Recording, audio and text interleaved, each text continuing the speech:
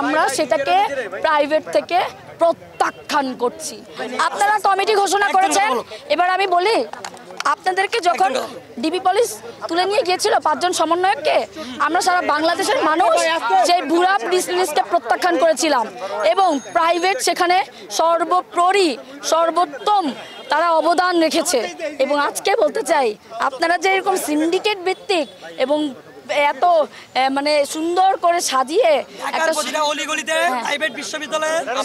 আপনারা যে সংগঠন একটা উঠালেন, আমরা সেটাকে প্রাইভেট থেকে প্রত্যাখ্যান করছি। আমরা আপনাদের এরকম সিন্ডিকেট ভিত্তিক এইটা মানি না।